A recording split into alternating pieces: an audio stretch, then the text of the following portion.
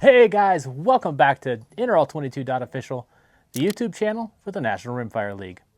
I'm Jeremy, one of the league advisors, and we're out here at Northern Colorado Rod and Gun Club to film the November 2025 NRL22 monthly Course of Fire. This Course of Fire was brought to us by our very own Dominic Thompson and my teammate and compadre, Todd McBee. This Course of Fire is going to be a little bit of a contrast compared to last month's Course of Fire. I think what we're going to find is that this Course of Fire is very well balanced, and it just appears to be a lot harder than it actually is. We've got some targets set up. Let's go ahead and shoot this thing and see how it goes. First up for this month's Course of Fire, we have C is for cookie. We have a 1 inch at 50, a 1.5 at 63, a 2 inch at 75, a 2.5 at 87, and a 3 inch at 100. For our barricade setup, we're going to have the tank trap pointing to the rear. Targets are to be set up in a troop line and not to exceed 10 yards laterally. We're going to start standing, rifle at the high ready with all gear in hand, mag in, action open. On the start signal, engage the targets as listed below from any tank trap tip. You must move after each sequence. Tips may be repeated. 1. C. 2. A, B, C. 3. C. 4. E, D, C. 5. C. 6. A, E, C. Okay. Ready this time. Shooter ready. Shooter's ready. Stand by. Alright guys, so getting started into this month's Course of Fire. We have a lot of freedom in this stage to engage from whatever tips we want. For me, I decided to shoot from the rear and from the right side. Now transitioning to the right side, after engaging the C target from the rear position, we're going to engage targets A, then B, and finally C.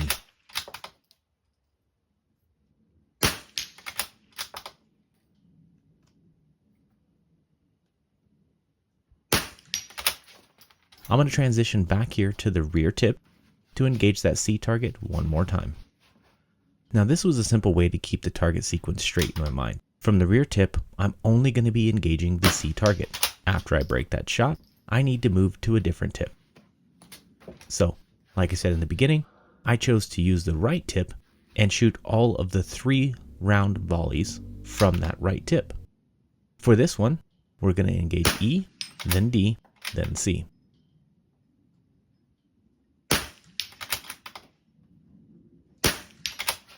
Something else to note when shooting this stage is that you're always going to end on the C target.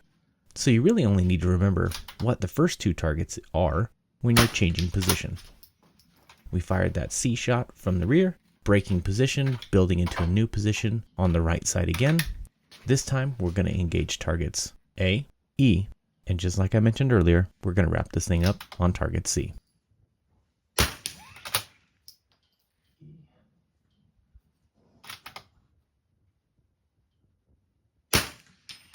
Barely touched it. See. On paper, this thing looks like it's really complicated. In practice, it's really not. Let's get into stage 2. Next up, we have stage 2. Ladder, I hardly know her. We have a 1/4 and 1/2 inch on a KYL rack at 35 yards, and a 3/4 and 1 inch on a KYL rack at 50. We're going to start standing, rifle at the high ready with all gear in hand, mag in, action open. On the start signal, take a position on a ladder rung and engage the far KYL rack with 1 shot each, large to small. Then transition to a different rung and engage the near KYL rack with 1 shot each, large to small. Continue the sequence engaging the far KYL and then the near KYL, moving to a different rung after every second shot. Rungs may be repeated. Understand the Course of Fire? I do. Good to load and make ready.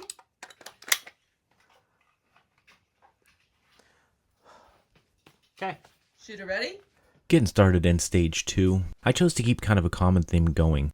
I decided to shoot this from only 2 different positions, rung 3 and rung 2. Shooter's ready. Stand by. The far targets, I decided to engage those from rung 3. The near targets, I wanted to get a little closer to the ground and get myself a little more stable, so I chose to shoot those from rung 2.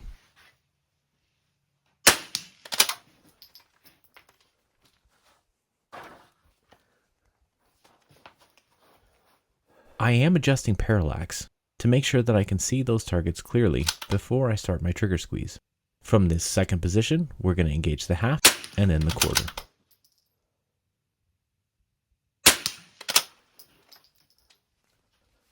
Transitioning back up here to the third rung, I'm going to slide the rifle in, find the target, adjust my parallax one more time, and then break these two shots, 1 inch and then 3/4 inch.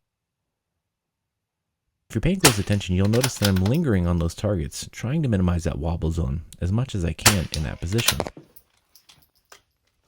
That glare is killing We've moved me. down here to the second ladder rung again, and we're going to shoot the 1/2 inch and then the 1/4 inch KOL rack one more time. Now, as you guys can see, my parallax is pretty clear, but it is difficult to minimize that wobble zone so that your reticle crosshair stays well within the target when the target is so small.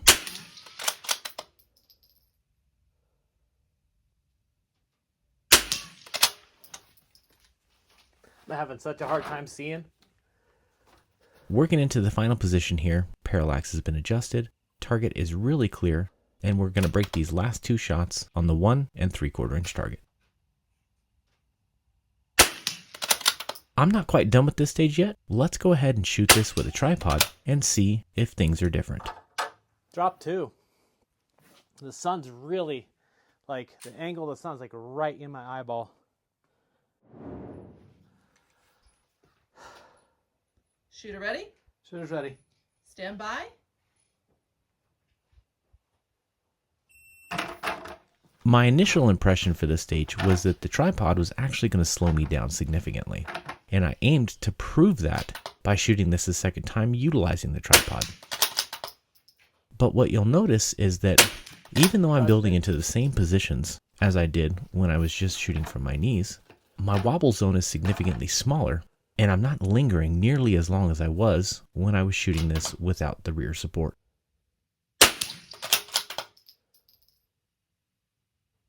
Using the tripod as rear support is something that I definitely recommend you do at home or during a practice session and not on match day.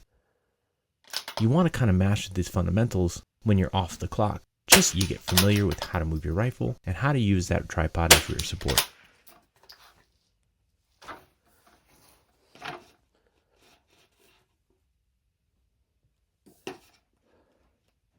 You'll notice that the parallax is not nearly as crystal clear or focused as it was when I was shooting this from my knees.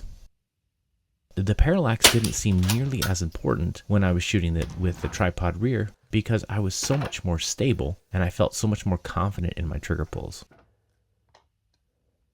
Now, something that I noticed when reviewing this footage is that I shot this stage significantly quicker when shooting with that tripod rear. Maybe that's because I was spending a lot less time in that wobble zone, trying to minimize it. Let's go ahead and get into stage 3. Wow. That went way better than I thought it was going to. Tripod for the win. Next up, we have stage 3, Black Friday Bolt Run. We have two 2.5 targets at 93 yards on double hangers, spaced approximately 10 yards apart. We're going to start standing, rifle at the high ready with all gear in hand, mag in, action open. On the start signal, take a position on the left barrel and engage the right target with 2 shots. Then transition to the right barrel and engage the left target with 2 shots. Continue this engagement, moving after every second shot until all 12 rounds have been fired or time expires.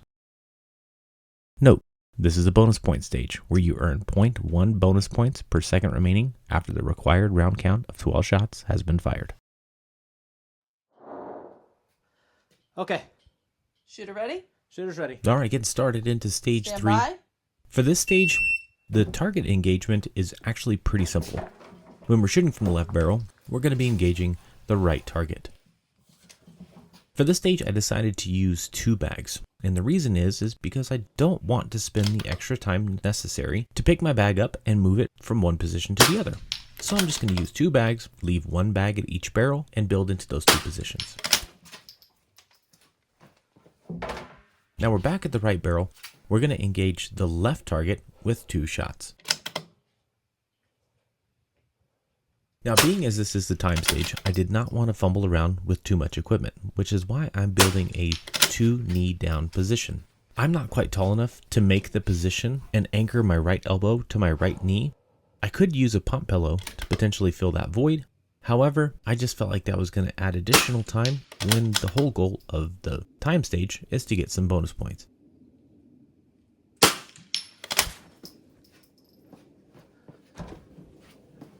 Having misses during a time stage, you'll never be able to shoot a stage fast enough to accommodate a miss. So it is important to slow down, take your time, and make sure you're getting your impacts.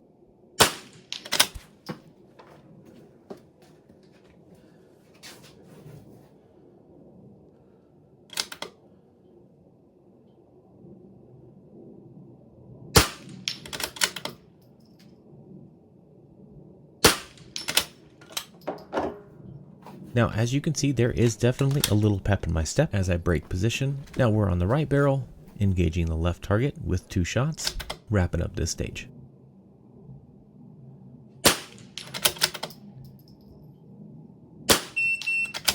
The name of the game in that stage is speed. Let's go ahead and get into stage 4.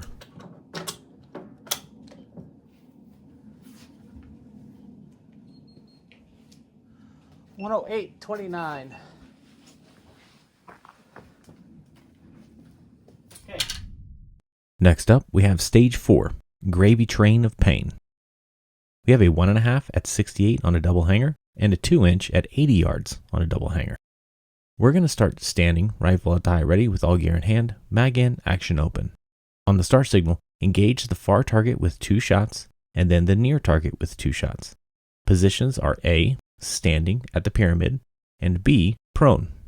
You may choose which position to start with, but after every second shot, you must move to another position. Positions on the pyramid may be repeated. Restrictions. Only standing positions may be used on the pyramid. Okay, shooter ready? Shooter's ready. Stand by. Starting into stage 4, we're going to build into a standing position on the pyramid to engage the far target. The far target is a little bigger, so it seemed like the right one to engage from the standing position. Now you'll notice that the bipod legs are deployed and ready to go into that prone position. You'll also notice that there is a significant amount of wind that we are contending with out at NCRGC on this filming day. Unfortunately, the wind was relentless, and you're going to see more of that in stage 5.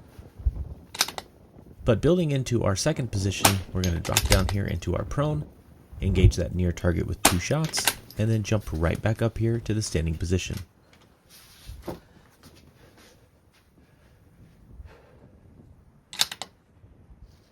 Now, just like in stage 3, I decided to shoot this with 2 bags.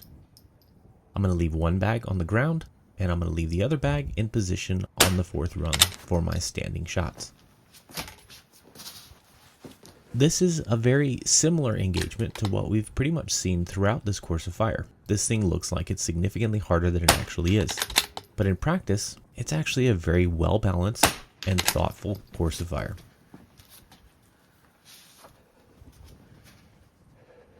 We're going to build into our final position in that standing on the 4th rung behind the pyramid and break these last 2 shots and then jump into stage 5.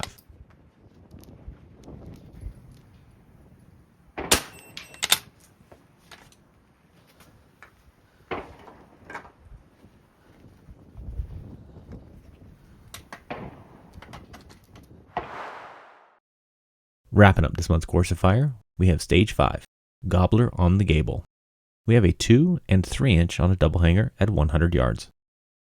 We're going to start standing, rifle at die ready with all gear in hand, mag in, action open. On the start signal, engage the targets with 2 shots each, large, then small in the following order. Left side of the rooftop, right side of the rooftop, on the rooftop. Note, all positions, the rifle is supported by the rooftop. On the last position, no part of your body nor equipment may touch the ground. Okay, understand the course of fire? I do. Good to load and make ready.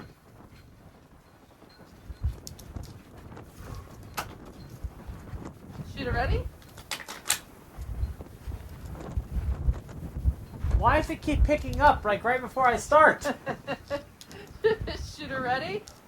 Alright guys, wrapping up this month's course of fire, we have one that is definitely a little bit tricky.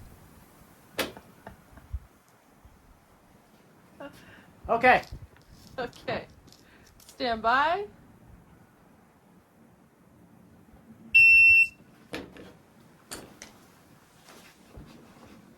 We're going to build into our first position on the left side, and we're going to break 2 shots at each one of the targets, starting large and then going Off the small. left. As you guys can see, like I said in the last stage, the wind was relentless.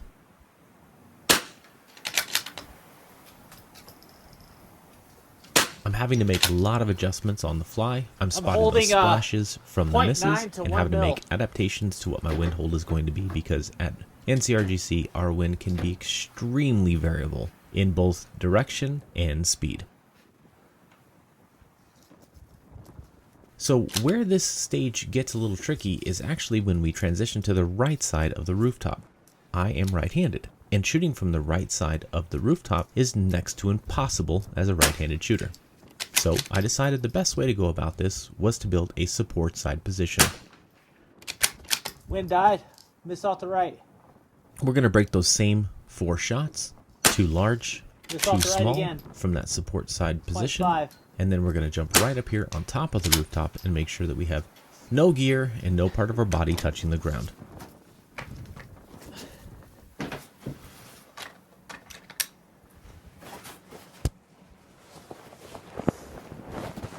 And then we're just going to repeat the engagement. The transition from support side to on top of the rooftop seemed like a really good time to do the magazine change. So as you see, I get that in Off the there, we left. build into position, and knock these 4 shots out, wrapping up this month's course of fire. Off the right. Oh! The wind out there is absolutely brutal. It's so variable. All right, guys, that is a wrap for the November 2025 NRL22 monthly course of fire. Thank you guys for being here. We certainly appreciate it. If you haven't already, reach down there, click that like button, subscribe to the channel, and be sure to tune in next month when we have the December course of fire right here on NRL22.official. Thanks again for being here, guys. We hope to see you out on the range.